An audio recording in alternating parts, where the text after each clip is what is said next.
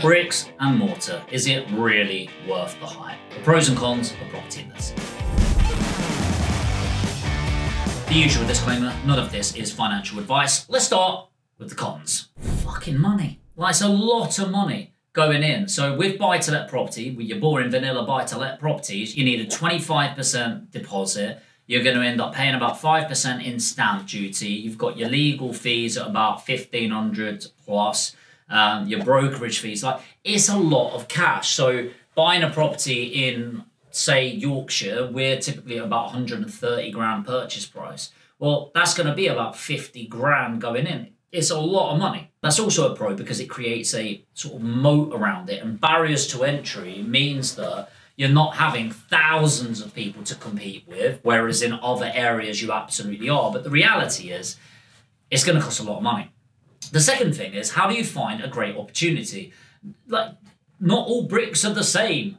That's not a phrase, but it is now. Not all bricks are the same. You know, just because bricks and mortar, like, you can have a 3-bed semi-detached property. It's in a shit area. It's a terrible investment, like a really bad investment. And trust me, I've made plenty of them. I've bought the fucking bricks and mortar mid-terrace properties in the arse end of nowhere in the northeast because it's going to be great. It's cheap now. Look what. No, they're 40 grand properties for a reason. They've been 40 grand for 50 years. They'll be 40 grand in 50 years.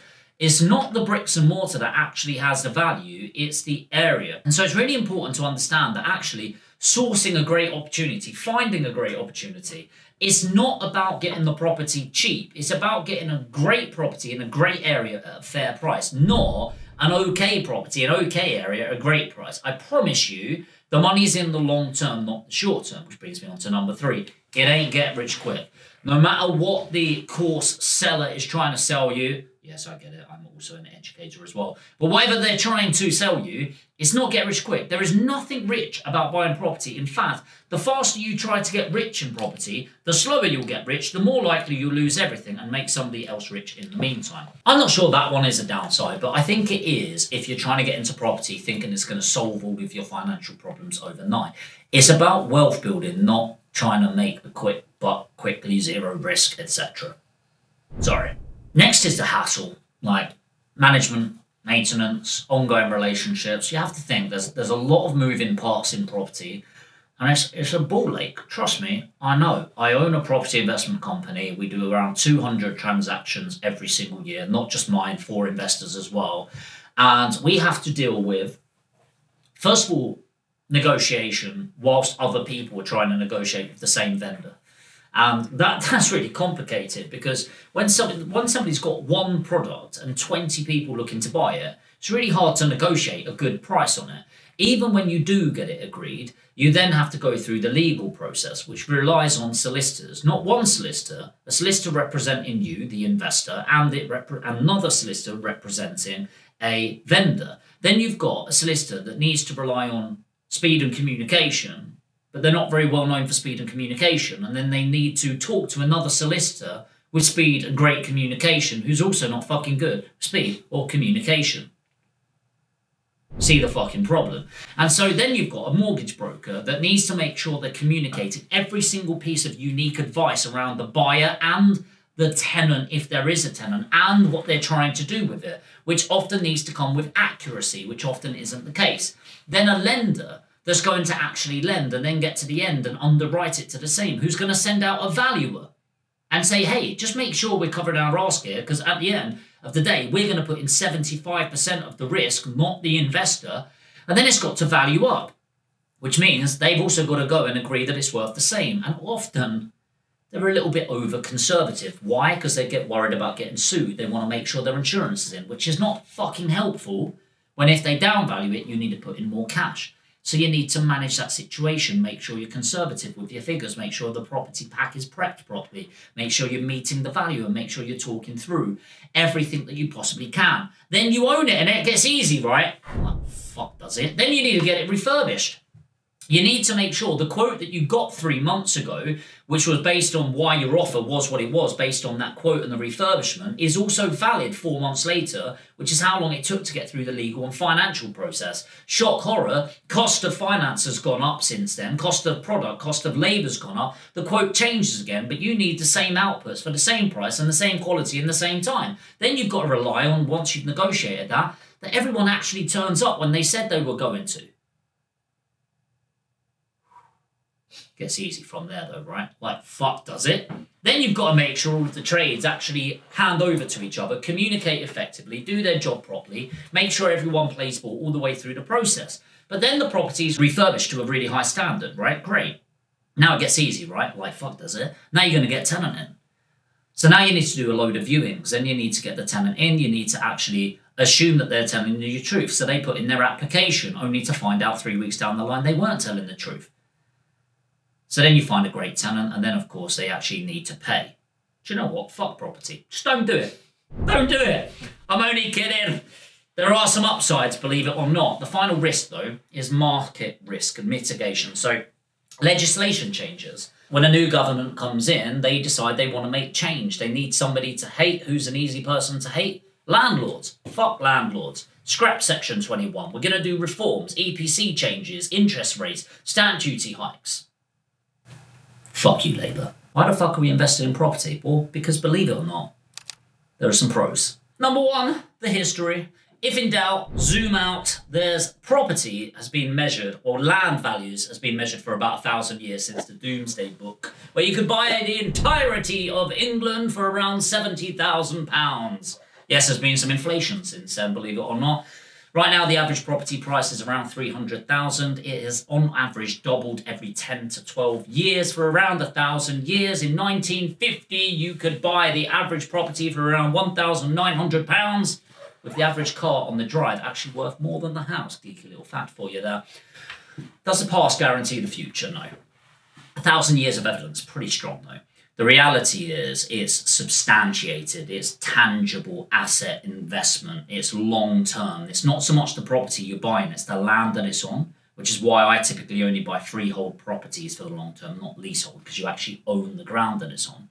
Now, things started to change. People moved from rural areas to urban areas through the Industrial Revolution. And what this did is it pushed people into this thing. And the 20th century then brought more and more of this opportunity of pooling. And so what this means is England especially is set up with like these heat maps of people, because that's where all the industry went, all of the utilities are, billions invested into concentrated flows. In the UK, we're only legally allowed to build on about 6% of the land. We actually only feasibly invest and build on about 3% of the land. Now, hopefully that goes up in the future, because we do have a big crisis in property. What is that crisis? Too many of us are fucking alive in the UK. Now, I don't want that to change, just to be clear, but it's not like you can click your fingers and there's loads more properties. As of today, there's over 1.5 million people looking for a property in the UK that doesn't exist. Why is that a pro? Well, because more people want to live in a property that doesn't exist, demand is over supply, which means prices go up. Just basic economics. And this is not going to change. Now, I don't give a shit what any government comes in. We're going to do this. We're going to pledge to do that. No, you won't. It's been proven factually. Nobody is keeping up with the sheer demand of UK property. It's not happening. And that's just in the UK, by the way. Let alone foreign investors, let alone immigration, and all of the pros. And I know everyone has a pro and con negative of that. But from a valuation point of view, values are going to continue to go up irrespective of the economic tactical factors. Instead of focusing on the current economy, you need to zoom out a little bit and focus on the long-term growth. The economics and fundamentals haven't changed for 1,000 years. They're not about to in your lifetime. The next is the privatization of property. I don't think it takes a genius to look at what is happening. I'm sure we've all heard of the World Economic Forum, where they say you will own nothing and be happy about it. The powers that be getting bigger and bigger here. And why is this good? Well, I actually don't think ownership is going to be that significant of a thing in 20 years, because I think it's going to become so unaffordable to own property in 20 years' time, and we're all going to rent. And we can bitch and moan about that, but it's becoming institutionalized in a very big way. Think Lloyds Banking Group, which is part of Lomond. Think about Legal & General, these massive pensions and banks taking ownership. And Aviva is another one, where actually they are buying in the billions. Now, why is that a good thing? Well, because it massively increases prices, because they are willing to take a much lower yield, which is rent versus purchase price. And because of that, the values of property are going to go astronomical, i.e., the faster you can own property today, the faster you win. If you are buying in 20 years, it might be a different situation. So we've got 1,000 years of history. We've got baseline economics, supply versus demand, the fundamentals of economics that aren't going to change at all in the UK. There's 100 more that I can think about, but the final one that I really like is leverage. I like the fact that, think about this logically, that you can invest in something and get 90% of the benefits from capital growth and rent, and yet you only put in 25%. That, it always baffles me. Like, we don't pay much attention to it. But I'm just going to say it again. You can invest and own the 100% of this asset, but the bank will give you 75% towards it. Crazy, isn't it? Some people get nervous about investing in property, but where do you put your money? In a bank. How do banks make money? By investing it elsewhere. What do they predominantly invest that money in? Property. So you already invest in property, you just don't get any of the benefit. And that's the mad thing. Like, if you've got 100 grand in the bank right now, around 70% of that is getting invested in property, and you actually get the benefit of about 5% of that. I'm going to say that again. If you've got 100 grand in your bank right now, based on banking allocations, around 70% of that will be in one way, shape or form invested in property. That's either loaning through mortgages, etc., that the bank do, and yet your benefit of it is 5%. Or you can invest that 100 grand, use 25% of it, because it's 25% down as a deposit. The bank puts in 75% and you get 100% of the value return. Seems pretty straightforward. And it's one of the big benefits is leverage, using OPM, other people's money. And so, 1,000 years of evidence, sound economics that haven't changed once over that 1,000 years. In fact, it's even getting more practical. Supply versus demand. Demand is higher, prices go up. And the fact that you only need to put in 25 pence on the pound. So what could go wrong? Everything I mentioned before.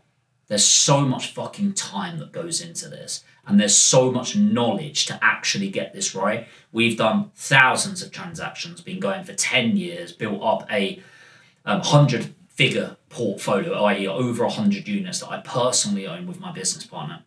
It takes a lot of time and energy and knowledge. We spend so much time researching, so much time analysing, finding the right areas, putting the time into understanding all of that. And so the choice is yours. I think if you've made it this far, you've probably decided that property is for you, but maybe you're a bit nervous about the time, the knowledge, the implications that go in, which I can help you with. One of my major companies is Aspire Property Group, where we actually do all of that. And it started with trying to build a business to facilitate me as an investor. And so I am an investor in Aspire Property Group. This last month alone, we bought 7 properties through Aspire Property Group. And so the team source my investments. Then the legal team, the finance team get everything done for you. My refurb team do all of the refurbishments and the lettings. And so if you want to be an investor that is hands-free, then we can do that for you. If you want to have a chat, no obligation, put APG in the comments now. That stands for Aspire Property Group.